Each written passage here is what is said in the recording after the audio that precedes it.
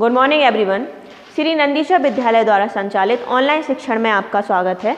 अपन देख रहे हैं अपना 18वां अध्याय जो कि है प्रोत्साहन एवं जनसंपर्क।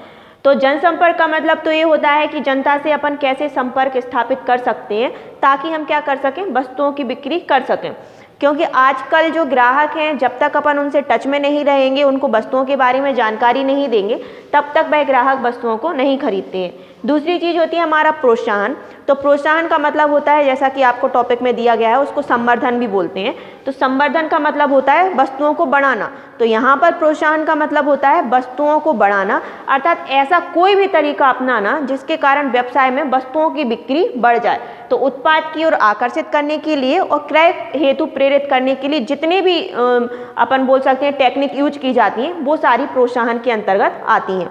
क्योंकि क्या होता है, जब तक हम वस्तुओं की बिक्री को बढ़ाएंगे नहीं, तब तक हमारे प्रॉफिट बढ़ेंगे नहीं। क्योंकि मान लीजिए एक व्यवसाय 100 वस्तुओं को बेच रहा है, अब जब हम 100 वस्तुओं को बेचेंगे तो उतना ही प्रॉफिट होगा। अब वस्तुओं की बिक्री को हमने 100 से 200 कर दिया, 400 कर दिया, 300 कर दिया, तो उसके माध्यम से क्या हो जाता है, हमारा विक्रय संवर्धन हो जाता है, अर्थात वस्तुओं की बिक्री बढ़ जाती है। तो कोई सा भी ऐसा तरीका जिसके माध्यम से हम वस्तुओं की बिक्री को बढ़ाते हैं और अपने प्रॉफिट को ज़्यादा से ज़्यादा बढ़ाते हैं, उसको हम कहते हैं कि वो क्या है, विक्रय संवर्धन है। अब अपन यहाँ पर देखते हैं कि विक्रय संवर्धन की विशेषताएं कौन सी हैं। तो सबसे पहला होता है वृद्धि में सहायक। वृद्धि में सहायक का मतलब होता है विक्रय की वृद्धि में सहायक, क्योंकि इसके अंतर्गत क्या किया जाता है, वस्तुओं का ज़्यादा से ज़्यादा प्रचार प्रसार किया जाता है, लोगों से संपर्क बैठाया जाता है, उनको उत्पाद के बारे में जानकारी दी जाती है, जिसके माध्यम से जो क्या होते हैं, ग्राहक वस्तुओं को क्रय करते हैं और वस्तुओं की बिक्री में वृद्धि हो जाती है। दूसरा होता है विज्ञापन, प्रचार और व्यक्तिगत विक्रय इसके अंतर्गत शामिल किए जाते हैं। तो जो हमारा संवर्धन होता है, विक्रय संवर्धन, उसमें विज्ञापन भी किया जाता है, वस्तुओं का प्रचार प्रसार भी किया जाता है, लोगों को पर्सनल जाकर वस्तुओं के बारे में जानकारी भी दी जाती है, जिसके माध्यम से वस्तुओं की बिक्री बढ़ जाती है। यानी कि अपन को इन सब चीज़ों में ऐसा तरीका अपनाना है जिसके माध्यम से वस्तुओं की बिक्री बढ़ जाए। तीसरा होता है क्रय हेतु प्रेरित करना।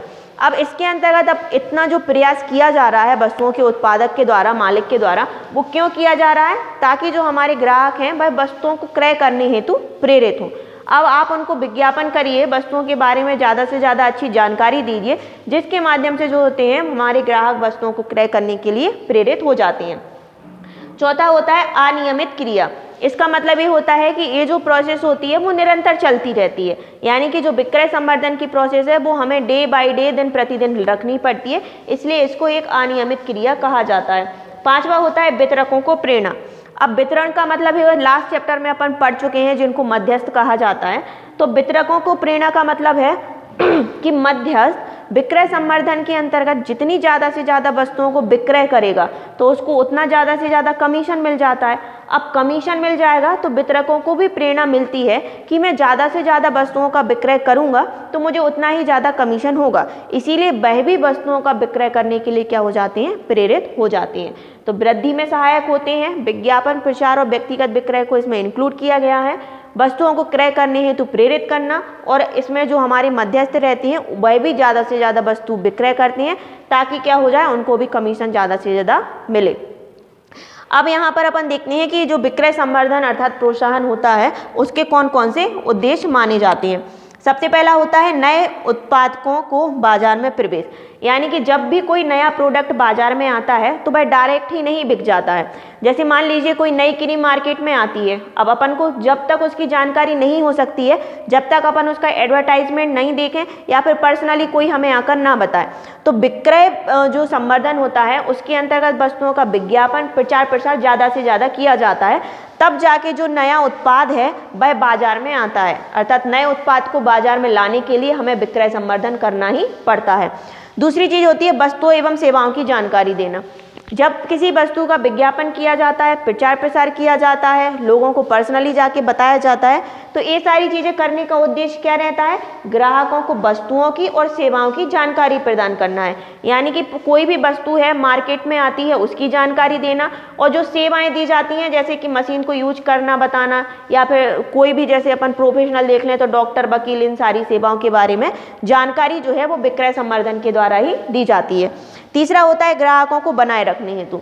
अब एक बार आपकी दुकान पर कोई कस्टमर आता है तो केवल माल का विक्रय करना ही वो नहीं रहता है कि हमारा उद्देश्य माल का विक्रय करना है, माल के विक्रय करने के साथ साथ हमें ग्राहकों को बाजार में बनाए भी रखना है कि जो ग्राहक हैं वह मार्केट में बने रहें। ऐसा ना हो आपकी दुकान को छोड़कर वह दूसरी दुकानों पर माल खरीदने के लिए चले जाएं। तो ग्राहकों को बनाए रखने हेतु भी विक्रय संवर्धन आवश्यक माना जाता है। चौथा होता है क्रय करने हेतु प्रेरित करना। अब सीधी सी बात है, ये सारी प्रोसेस अपन क्यों पढ़ रहे हैं और क्यों जान रहे हैं, ताकि जो हमारे संभावित ग्राहक हैं वह वस्तु को क्रय करने हेतु प्रेरित हों। अब आप उनको इतना प्रचार प्रसार करिए। अब आजकल अपन देखते हैं एडवर्टाइजमेंट बहुत झूठे आते हैं, इतना बड़ा चढ़ा कर दिखा दिया जाता है कि अपन खुद उनको क्रय करने हेतु प्रेरित हो जाते हैं। तो ये विक्रय संवर्धन में भी वही किया जाता है, विज्ञापन और प्रचार प्रसार के द्वारा वस्तुओं को क्रय करने हेतु प्रेरित किया जाता है। पांचवा होता है हमारा ख्याति में वृद्धि। ऐसे व्यवसाय जो ज़्यादा से ज़्यादा वस्तुओं का विक्रय करते हैं तो उसके माध्यम से क्या हो जाता है, उत्पाद की ख्याति तो बढ़ती ही है, साथ ही साथ जो संस्था रहती है जिसके अंतर्गत वस्तुओं का विक्रय हो रहा है उसकी ख्याति भी बढ़ जाती है। जैसे आपने यहीं पर देखा होगा कि बहुत सारे दुकानदार रहते हैं जो बैठे रहते हैं, बजाय दूसरे दुकानदार रहते हैं उनकी दुकान बहुत चलती जाती है। तो जिनकी दुकान ज़्यादा चलती है तो अपन क्या सोचते हैं, इनकी गुडविल भी अच्छी मानते हैं ना अपन, क्योंकि ज़्यादा से ज़्यादा अच्छी क्वालिटी का वो माल लाते हैं। इसीलिए वस्तुओं का विक्रय जहाँ ज़्यादा होता है वहाँ उत्पाद की ख्याति और उत्पादकों की ख्याति अपने आप ही बढ़ जाती है। तो इस प्रकार ये हुए हमारे विक्रय संवर्धन के उद्देश्य। अब अपन जानते हैं विक्रय संवर्धन की विधियाँ, यानी कि कोई भी संस्था है जो वस्तुओं की बिक्री को ज़्यादा से ज़्यादा बढ़ाती है तो वह किन किन विधियों के द्वारा बढ़ाती है। सबसे पहला होता है छूट, दूसरा कटौती, वापसी, उत्पादों का मिश्रण और मुफ्त सेवा। तो सबसे पहले छूट है, तो ये तो आपने भी जाना होगा कि अपन कहीं मार्केट में जाते हैं और कोई प्रोडक्ट यानी कि उत्पाद खरीदते हैं तो उस पर कुछ ना कुछ छूट मिलती है अपन को, मतलब वो केवल उत्पाद पर ही मिलती है। अब कभी अपन को छूट मिलेगी तो अपन किस लिए आकर्षित हो जाते हैं कि अपन को कम कीमत पर माल मिल रहा है तो अपन इसको खरीद लो, तो छूट मिल जाती है जिसके कारण उपभोक्ता ज़्यादा से ज़्यादा वस्तु खरीदने के लिए प्रेरित होते हैं।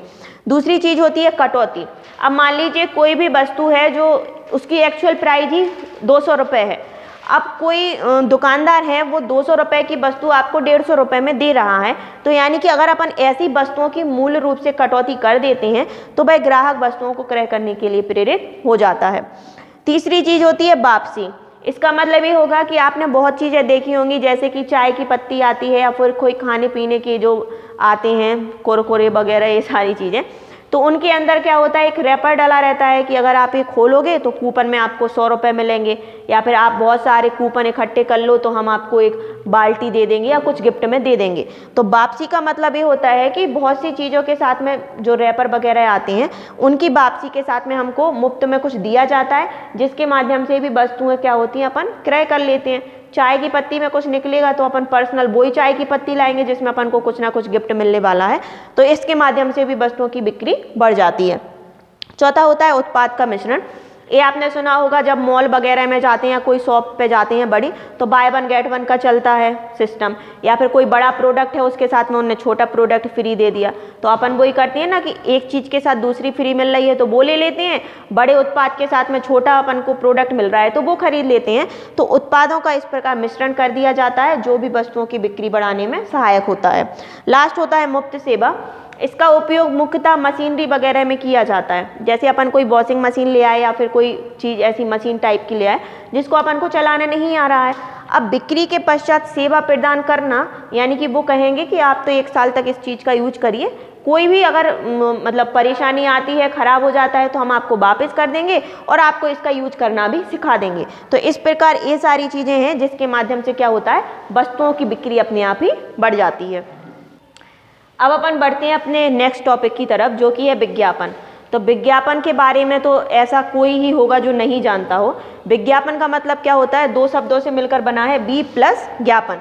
तो बी का मतलब होता है अच्छी प्रकार से, भली प्रकार से, और ज्ञापन का मतलब होता है वस्तुओं के बारे में सूचित करना।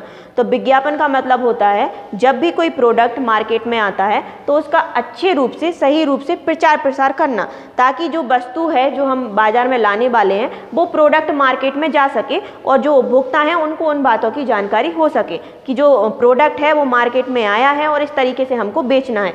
तो विज्ञापन का मतलब होता है वस्तुओं का प्रचार प्रसार करना, उपभोक्ताओं को वस्तुओं के बारे में जानकारी देना, ताकि जो ग्राहक हैं उनको वस्तुओं के बारे में जानकारी हो सके और वह वस्तुओं को मतलब खरीद सके। अब आपने देखा होगा कोई भी सीरियल होता है या टीवी होती है तो बार बार क्या होता है, वस्तुओं का प्रचार प्रसार आता रहता है। तो वो प्रचार प्रसार क्यों करते हैं? ताकि ग्राहकों के मन में वो चीज़ छप जाए कि ये चीज़ बहुत अच्छी है और मुझे ये चीज़ खरीदना ही खरीदना है। साथ ही साथ जैसे कोई मान लीजिए बोरोप्लस का ऐड आ रहा है कोई सीरियल के बीच में, तो जो वो बोरोप्लस वाले होते हैं उनको वो पैसे देते हैं ताकि आप हमारे ऐड को दिखाइए। तो विज्ञापन पर बहुत ज़्यादा अमाउंट में हमारा पैसा भी खर्च होता है ताकि हाँ, और साथ ही साथ में उसका फ़ायदा ये रहता है कि वस्तुओं के बारे में जानकारी होती है और ग्राहक उन वस्तुओं को खरीद लेते हैं। तो ये हुआ हमारा विज्ञापन। अब आज के टॉपिक में अपन ने जाना कि विक्रय संवर्धन क्या होता है, उसके प्रॉफिट वगैरह विशेषताएं क्या होती हैं, और साथ ही साथ विज्ञापन के बारे में थोड़ा अपन ने इंट्रोडक्शन जाना है। नेक्स्ट वीडियो में अपन जानते हैं कि विज्ञापन की विशेषताएं क्या होती हैं, महत्व क्या होता है, उसके बारे में अपन नेक्स्ट जानते हैं। Thank you.